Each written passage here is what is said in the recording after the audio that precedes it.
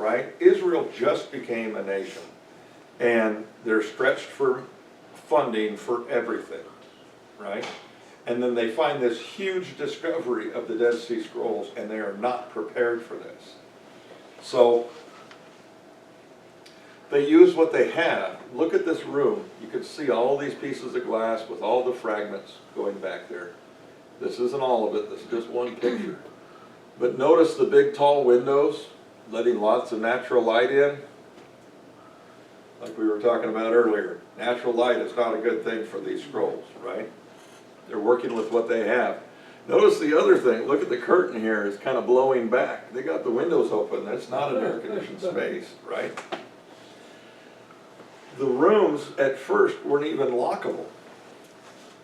Eventually they put locks on the doors, but they were common locks that if you had a key you could get in there.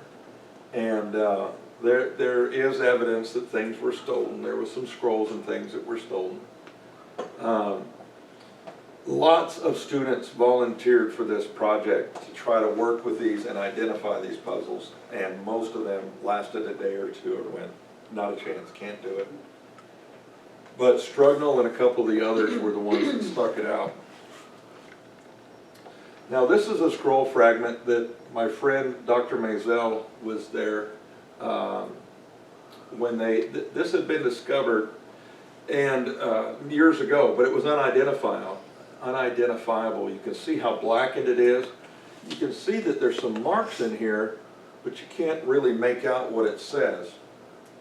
In 1994, the Israeli Defense Forces had donated a infrared scanning tool to the Israeli Antiquities. That would be ancient technology now, but at the time it was state of the art. They lit this up with infrared, and look what they found. And right here, this is Genesis 1:1. In the beginning, God created the heavens. The first indicator is right here. This is a blank column. The only time you have a blank column on a scroll is at the very beginning and at the very end, right? And then of course you read right to left. So this is in the beginning. Everyone in the room went, it turned out this was the oldest Genesis 1:1 that had been discovered. And okay, let's go a little bit further. So, pardon me.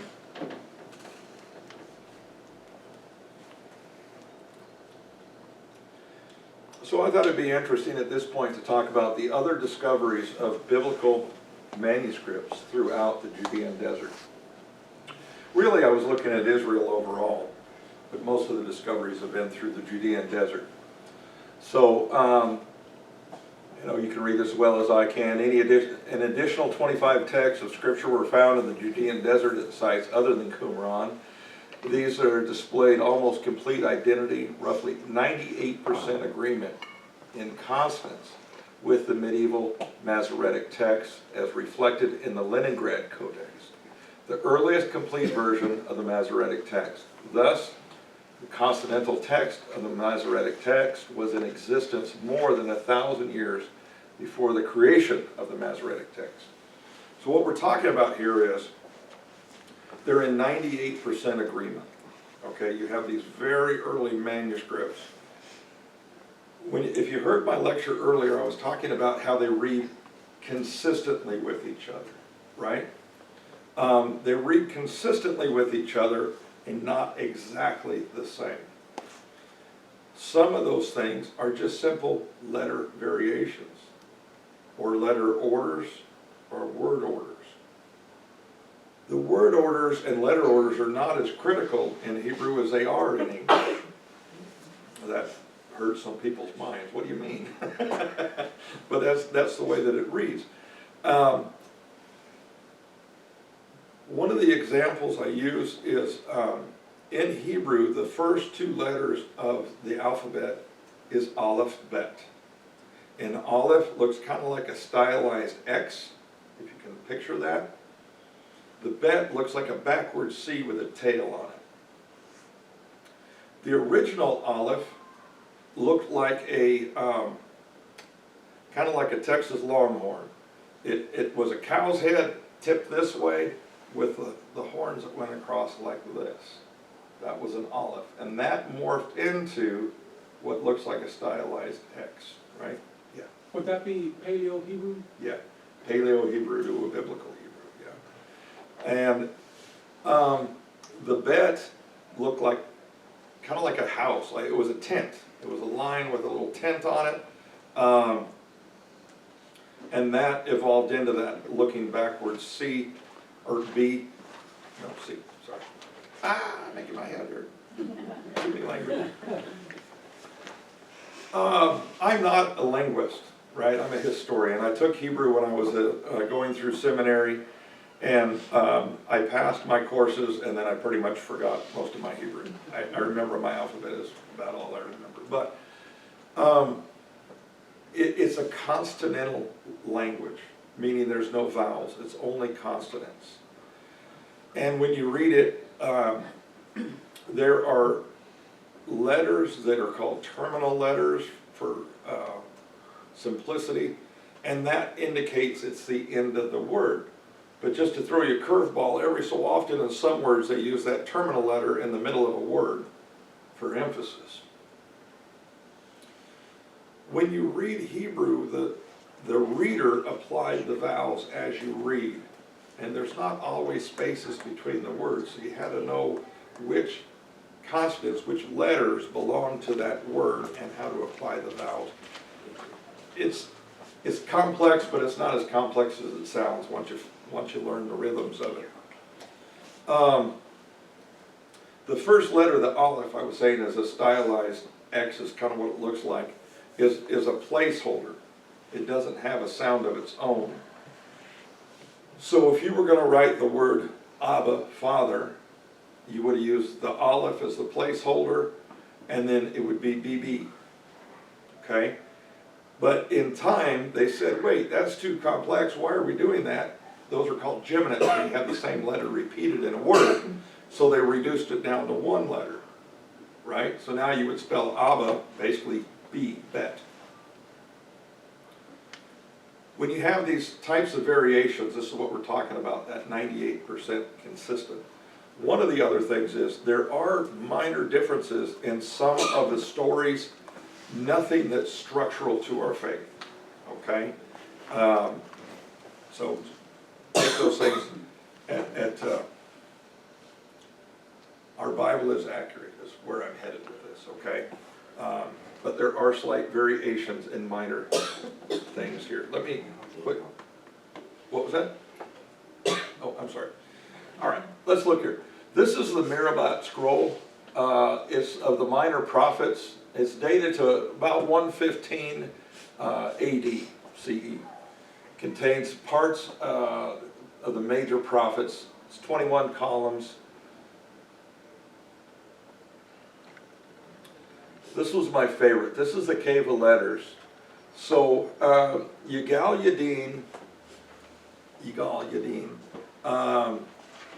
heard that someone had bought a first century tunic, and they had bought it in Jordan. And he's like, wait a minute, where did that come from? How did it get sold?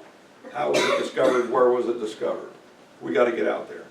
So they sent a team out, and they were able to discover that it had come from this cave, this Cave of Letters. In the cave, still, after it had already been hit by the grave robbers, they still found a bunch of things in the cave. They found these hand mirrors, buttons, the Roman glass, the basket, but they found these balls of yarn too. That was pretty interesting, still with all that color in them. And they found another tunic and shoes. This is a child's tunic and belt. And then they found these letters here. This lady, Babatha, was a 2nd century Jewish woman, and this is describes the deed for her for a date farm that she owns. And in these documents, it turned out that she owns several date orchards. And her first husband had died, and his family took her son and wouldn't give him back to her. She married another guy that already had another wife, and in their short marriage, he had asked her for a loan. He loaned her some money. And the terms of the loan was very short. It was, I think, 60 days or something like that. He had to pay it back with interest, and if he didn't, it doubled or something like this. Well, the poor guy died, and he wasn't able to pay that loan back. So in her documents, she's suing the other wife for the money to pay that bill, right? And she was also suing the family of her first husband to get custody of her son back. So, if you think about this, here is a 2nd century Jewish woman that owns date farms, has these legal issues, but has standing with the governor, with the judge, to bring these cases forward. That's very different than we're often think of when we talk about first, second, biblical times, women of the Bible, right? We learn so much more about the culture from these other types of documents, and honestly, I think a lot of it is perception from the movies we watch and other things where we see the women are very subservient, because when we read in the scriptures, they have a voice, right? Think Ruth and Deborah, right? These are powerful women, right? Mary, you know, they realized their position was second to the man of the house, but that didn't leave them without a voice. Does that all make sense? And so when we read the scriptures, I think it's really interesting to have that view of, well, no, they were active partners with their spouses in these roles, you know. So anyways, let's go a little bit further. This is the 23rd Psalm that was found. It's interesting, not the 22nd, not the 24th, the 23rd Psalm, right? Someone had that out. This is the Judean desert today. This is where, of course, David hid from Saul out here, right? He was hiding in the caves out here, hiding from Saul. This is also where Jesus went when he was tested by Satan, by Hasatan, right? This is where he went. And so we look at that barren desert. Look at that. Look at how many caves you can see out there. What else is out there, right? What else are we going to find out there?